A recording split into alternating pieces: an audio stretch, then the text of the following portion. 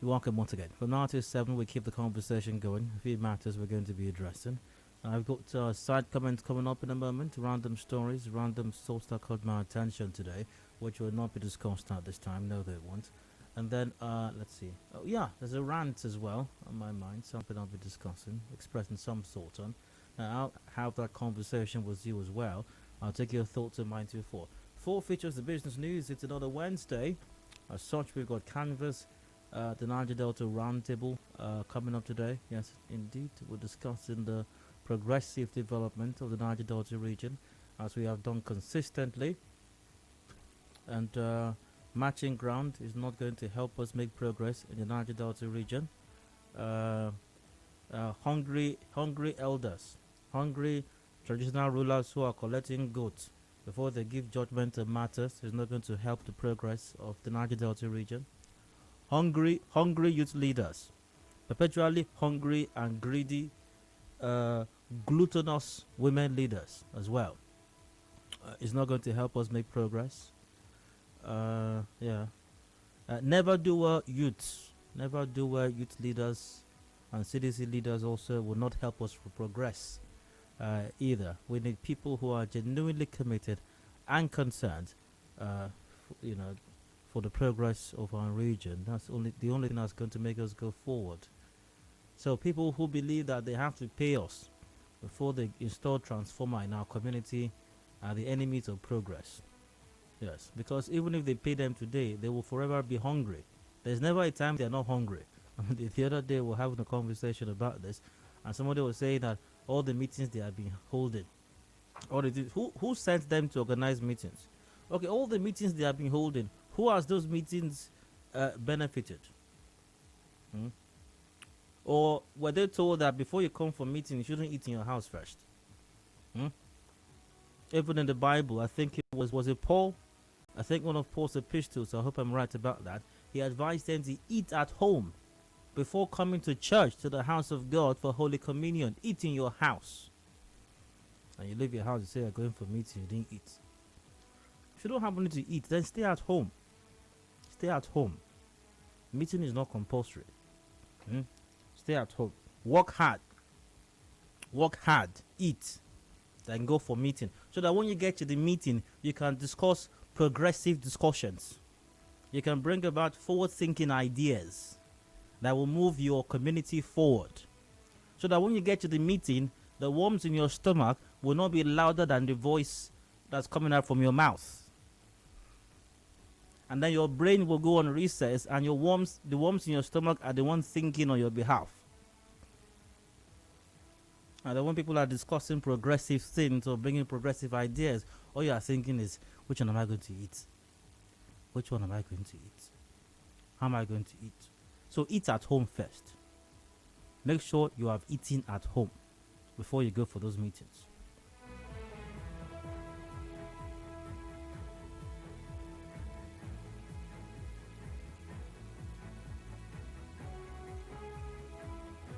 Right, that's it. So, okay, so Canvas the Niger Delta Roundtable comes up today as well. Remember, it's brought to you by SPDC. Today we're discussing the place of alternative dispute resolution, ADR, in the Niger Delta. Yes, indeed, my guest is a distinguished legal practitioner, change agent, and advocate of the alternative dispute resolution. Mrs. Enabong Ozo will be my guest on the show today in the 4 o'clock hour. Join us for that. Taking us to 5, we've got the news update at 5 p.m. What do we discuss after that? Let's see. Oh yeah, SIM cards are now 18 plus. 18 plus. You know how it is that when you want to watch when some programming is about to commence on some of these cable channels, or you're about to watch a movie via most platforms these days, you have an age rating. Some movies to say this movie is not suitable for people below 18 years. So apparently SIM cards have assumed a similar nomenclature in the country at this time, as NCC disqualifies Nigerians below 18 from getting SIM. You may have heard the story.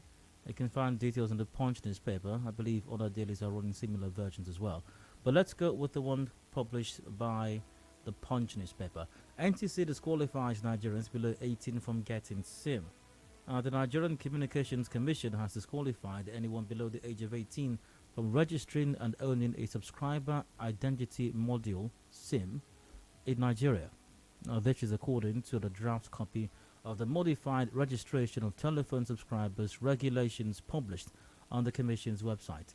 The modified regulations NTC limited telecoms subscribers to only include anyone above the age of 18. Quote, subscriber means a person not below the age of 18 years who subscribes to communication services by purchasing a subscription medium or entering into a subscription contract with a licensee. And the licensee refers to a provider of communication services that utilizes a subscription medium in the Federal Republic of Nigeria. Now, the regulations were made in line with the powers conferred upon the Commission by Section 70 of the Nigeria Communications Act 2003. So basically what it means is, if you're below the age of 18 years old, you cannot register a SIM card. You cannot enter into any kind of a contract with a telecoms service provider. You cannot subscribe in other words, enter into a contract because you cannot own the SIM. In other words as well, you cannot register a SIM card in your name. So SIM cards in Nigeria are now 18 plus. What do you make of this? What do you make of this development? Should under 18s be disallowed from owning SIM cards in the country? We'll discuss that in the 5 o'clock hour. Headlines at 5:30, major news at 6 p.m. And the open season comes about to that, during which if you've missed out on any matter discussed on the show, I'll take your thoughts till about 7 o'clock when the show comes to an end. Extra time with the sports gang will be in from that time. So pretty much that's it. That's the show today. If anything changes or there are any glitches, you definitely will find out. So stay tuned. But we keep the ball rolling right now with today's side comments, random stories, random thoughts, which won't be discussed now.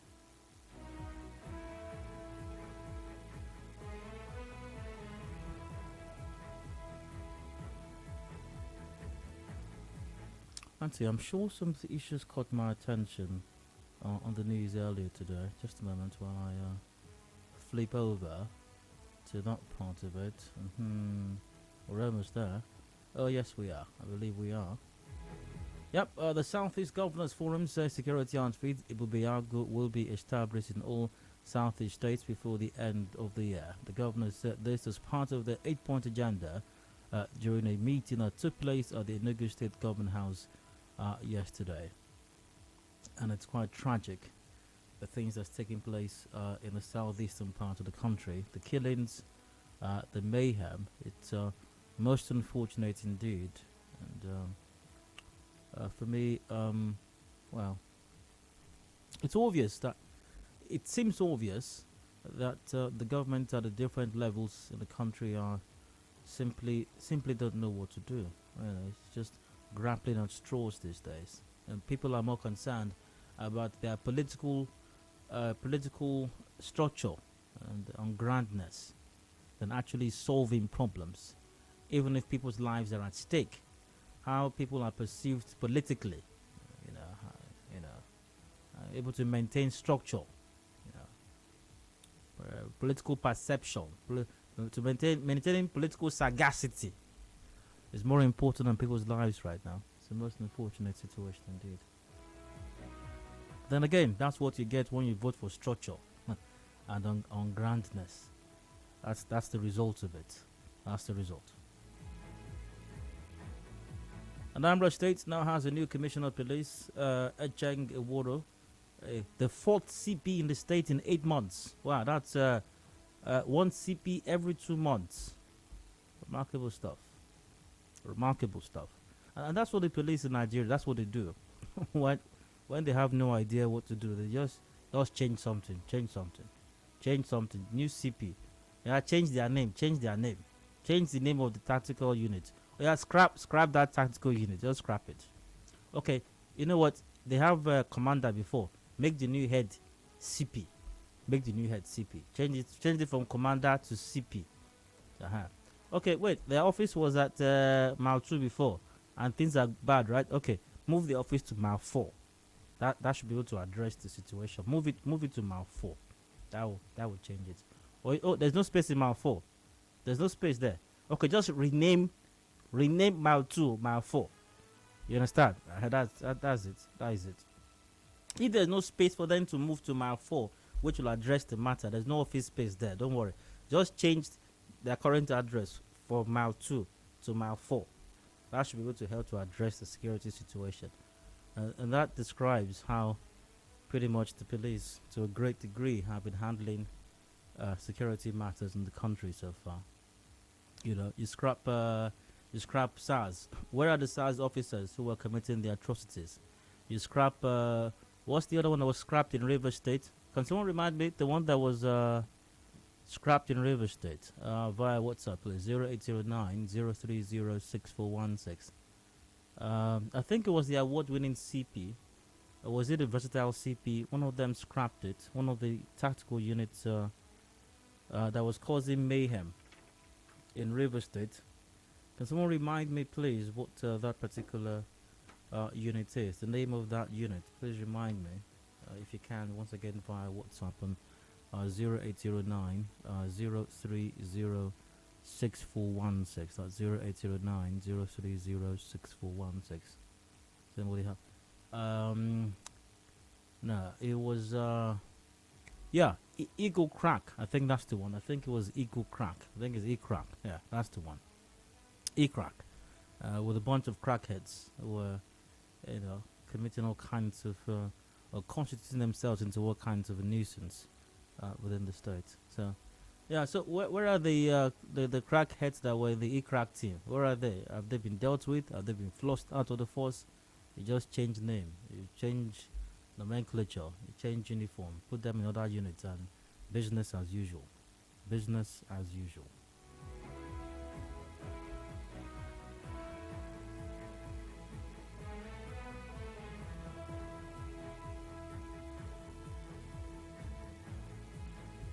Alright, let's see what else caught my attention on the news today. Let's see. There's something else.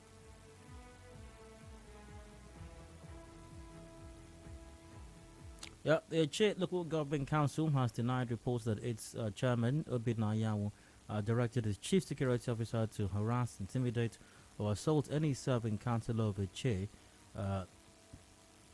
Spokesperson of the council, Robinson Oluo, in a statement explained that the leader of the house, Cynthia Nwala, attempted to take the mace using a team of armed policemen and over 20 armed thugs, but was prevented from doing so by fellow legislators. Earlier, leader of the Ichi Legislative Assembly, Cynthia Nwala, told our correspondent that she was beaten by armed thugs and her vehicle damaged shortly after plenary. She said the thugs who attacked her took away the mace in her car. That's here. Just a moment. 5075. Here's what she said. After the sitting, about to leave, they locked the council gate. I was asking who locked the gate. The next thing the CSO just vanished. And then say, where is the mace? Where is the mace? The next thing use a knife with his stocks. The other ones I would go on him is with the knife. Went to my car, broke all the glass, took the mace, dragged my gun and tore the car. Even to the extent slapped me and put spit on me, called me and shower all sorts of names. And he said he was sent by the chairman and his chief of staff. Promise Wampo and Obinaya being the local government chairman sent him to collect the maze from me. Is the CSO a councillor? He dealt with the maze now. And the online photo showed her with torn clothes and an SUV with smashed windscreen. She explained why she had the mace in her car. Let's hear that. Council is under renovation and the clerk is not on my side. Then the deputy leader is dressing like a leader. Somebody in the midst of them told me I should be careful that they bought a cap for the deputy leader and a gun and they dressed the deputy leader. And I saw the thing on Facebook and they're renovating the council. So I took the maze and I called the council chairman immediately that I'm with the maze. See the purpose of me taking that maze. He said okay. And the councillors agreed I should hold the maze because it's not safe. They are under renovation. Exactly. When the chamber is under renovation, the mace will need a place to live. The mace will need a temporary place of abode. Just think about it yourself. If your house where you live is under renovation, some levels of renovation, it might not be convenient for you to stay there. For example, if they need to break walls, if they need to remodel the kitchen, remodel bedroom or living room area, maybe break some ceiling and all of that, it might be a lot, so you might need to temporarily change your abode and move somewhere else. So maybe, allegedly, maybe that's what's going on. The remodeling, so the mace needed somewhere. The mace needed somewhere convenient, and that's why we're moving the mace to a more conducive living space. But for me, I can't say I know everything that's taking place in the Che local government area, but it's a humongous embarrassment. A humongous embarrassment indeed. That some person will be beating up leader of the Che assembly, somebody is taking mates home because they are renovating, the clerk is not on somebody's side, and then oh, have mercy. So what kind of things do they deliberate? What kinds of discussions, what kinds of deliberations take place in this kind of a legislative assembly? I'm just wondering. I'm trying to imagine the quality of things that are deliberated in this council. I'm just trying to imagine how the good people of Eche are being affected by the deliberations that take place in this council. Really.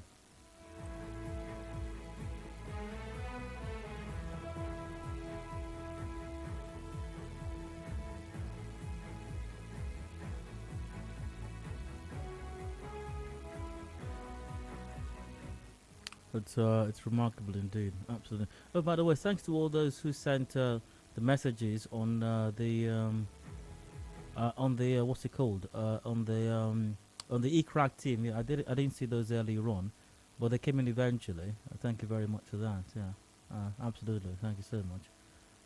Great.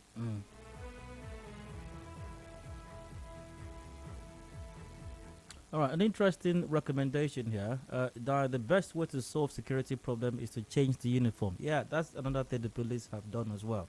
In a bid to improve security in the country, they changed the uniform. Interesting stuff, really. Absolutely fascinating.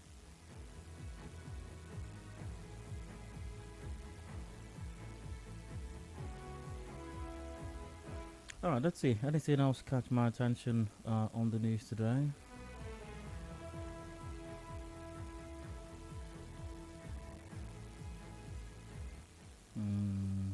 Well, not sure very much. It's all about elections coming up and blah blah blah, and fundamental rights suit. Resident doctors say that they resume today, following suspension of the 63-day nationwide strike. Congratulations to them. Wish them the very best. Chairman of the Nigeria Union of Teachers in Rivers State, Lucky and Pogene, is still worried over poor welfare for teachers. Speaking shortly after an event to mark the day in Port Harcourt, Mr. Lucky told our correspondent that the teaching profession is neglected by government. Mr. Pogene, however, commended teachers for their sacrifice despite being ignored by government. Seriously, does the NUT still exist in Rivers State? I had no idea, really. I had no idea that they were still here. That's remarkable. That's absolutely remarkable, really.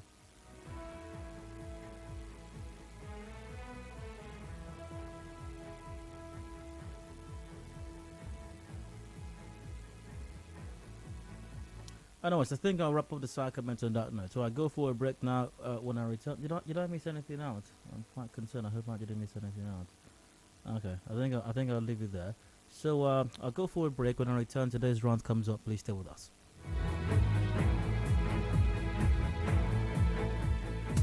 We give the facts. News entirely. We give the evidence. Just to keep you informed. News, weather. I get my information top of the hour every hour. 92.3 Nigeria Info.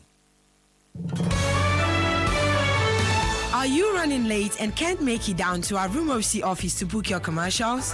Don't worry, because you can take advantage of our marketing office inside Port Harcourt to book your commercials. It is located at Shop 9 Mediatrix of All Graces Plaza, opposite FIRS Stadium Road, Port Harcourt. You can also call our sales rep on 0817 001 8162. That's 0817 001 8162.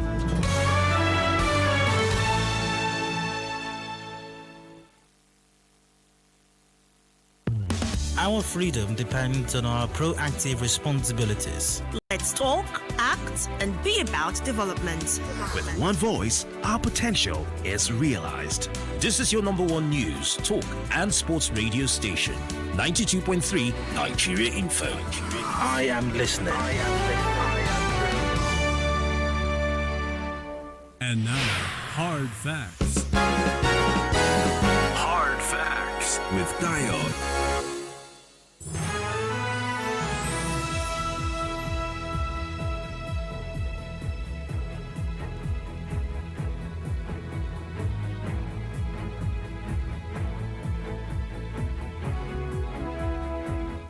Welcome back. Still hard facts 90.3 Nigeria Info here in Port Harcourt. I'm Dio. I'd like to rant for just a bit. I've got something on my mind. I've expressed some thoughts on it, and you're very welcome, most definitely welcome, to express your thoughts of mine all the way till 4 p.m. Now, one of the things I don't quite understand, a lot of the things that the Nigerian governments at different levels do, or Nigerian leadership do, is beyond comprehension. You just think about it and you wonder, how could they have done a thing like this? How? Yes, a person can make a mistake. A person can make an error. A person can even commit an act of corruption, but you didn't know you were going to be found out. For example, you hear of MPs in the UK or top government officials in some other countries of the world, especially in the West, and you hear things like, he went maybe on a government trip and made certain personal expenses, bought something personal and charged it to the state account, charged it to the government account, and that's illegal. It doesn't matter. Maybe he bought something for a friend or bought something for himself or herself. It's wrong. And you hear something like that, and maybe they discover that a person spent £2,000 or $5,000 on personal expenses and charged it to the state account. Maybe the person was even on a state trip, was an official trip.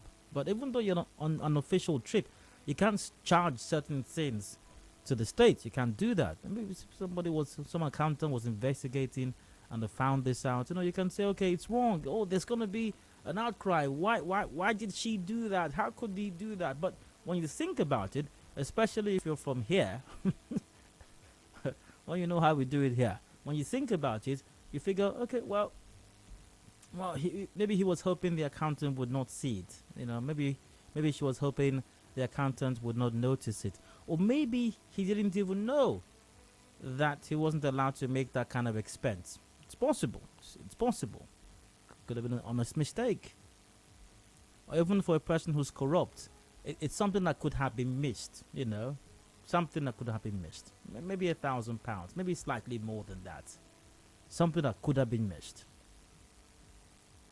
But the ones that our honorables and excellencies do over here, it just makes you shake your head and wonder, how could anybody have thought it was okay to do this? And the only conclusion that I've been able to reach that makes sense to me, that makes sense at this time, maybe you can help me with something that makes more sense than my conclusion, but the only conclusion that makes any sense to me right now is that Nigeria's honorables and excellencies are convinced that the rest of Nigerians and the rest of the world, or all Nigerians and the rest of the world, are deaf and blind. That is the only thing that makes sense.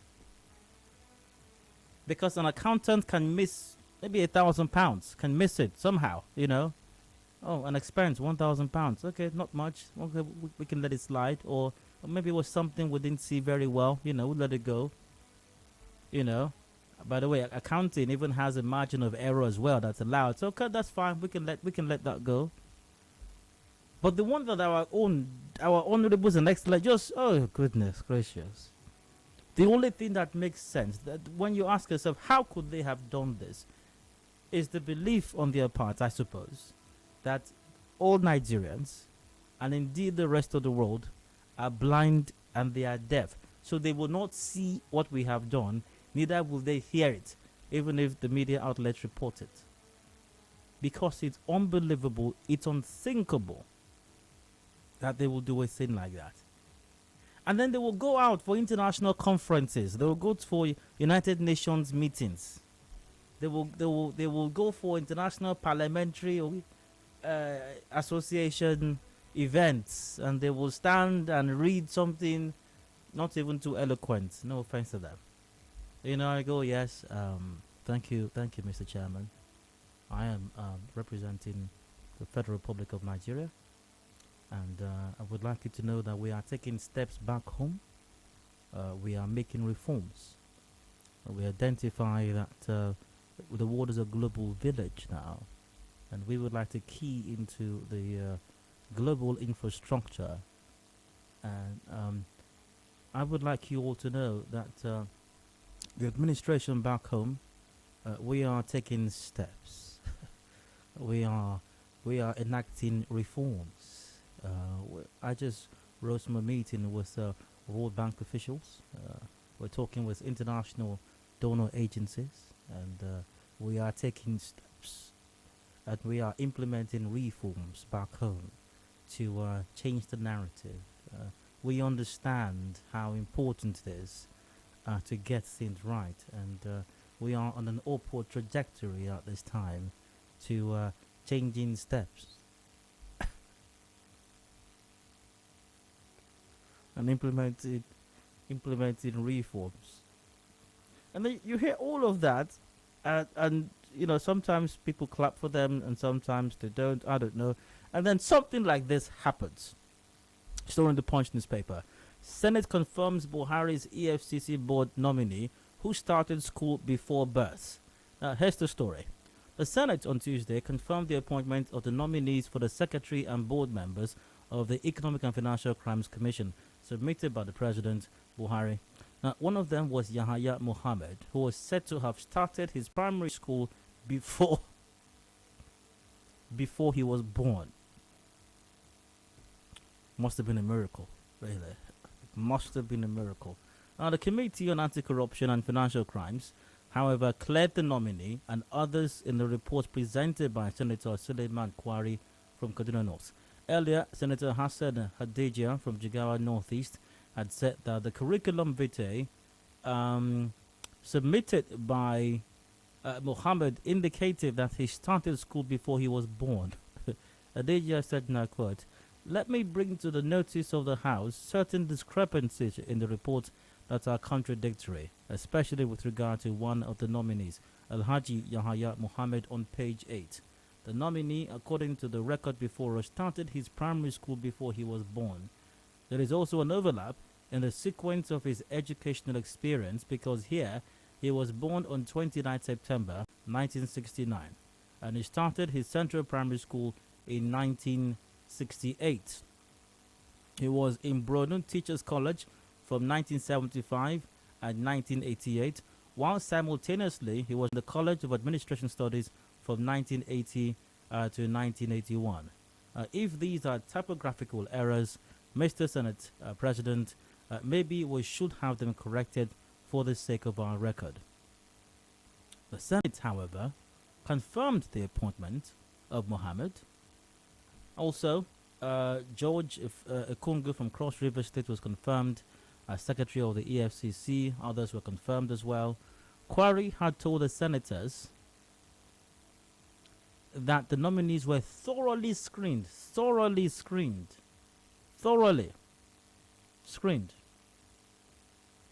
They were thoroughly screened and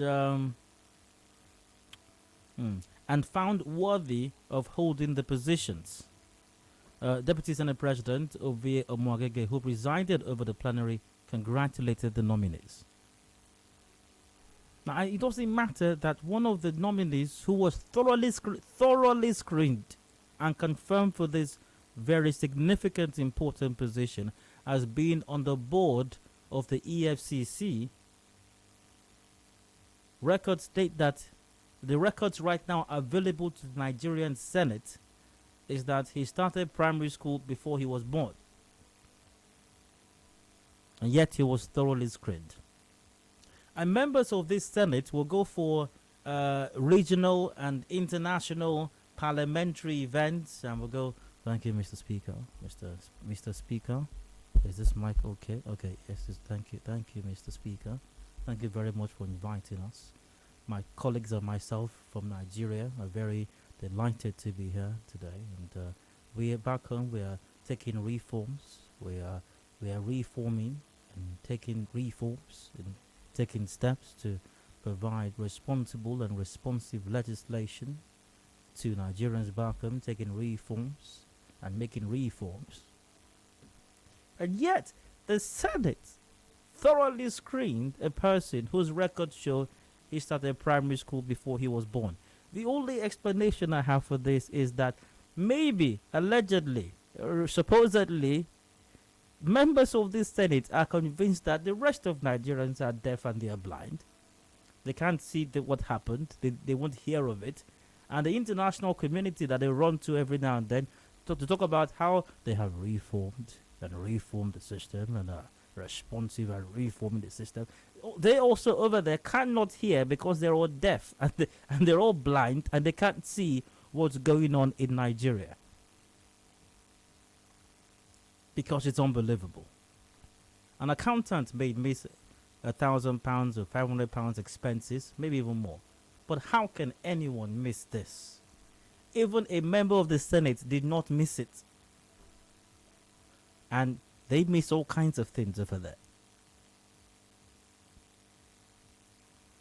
It's remarkable.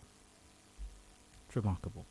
But the thing is, to conclude today's rant, just a reminder to our honorables and excellencies, the federal government, our leaders, Nigerians and the rest of the world are not deaf and they're not blind.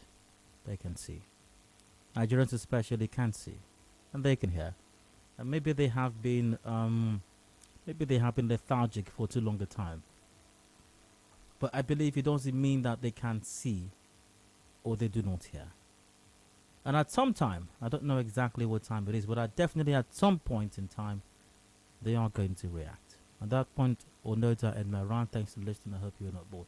Let's get your take in mind. Numbers are the same lines are open. We got 0817 923 0002 or 0003 or 0007. We're live on Facebook, possibly. But go to facebook.com / Nigeria Info PH. Drop a comment there. But I perceive that we are definitely live on YouTube. Just search for Nigeria Info PH on YouTube. Did I mention the WhatsApp is on 0809 0306416. Please keep it brief and straight to the point. Once the call is answered, and do please turn down the volume of your radio set. It's very important to do so, else we literally cannot have ourselves a conversation. And I'm going to the phone lines right now. Who do I have? I've got a Michael from Buhari on the line. Hello, Michael. You're welcome. Please go ahead. Yeah, Dayo, if there is anything I can remember, there's one time you said our leaders are fond of solving one problem and creating another. I will never forget that. Even if I leave the shore of this country, I won't forget that quote he said. When I saw this information on the net yesterday, I was surprised. How could such thing happen that somebody would finish school before he was born? And Nigeria is full of miracles, so surprises. So thank you and Nigeria Info. God bless you. You're welcome, Michael. What's your for me? And I've got comments via WhatsApp and via Facebook as well.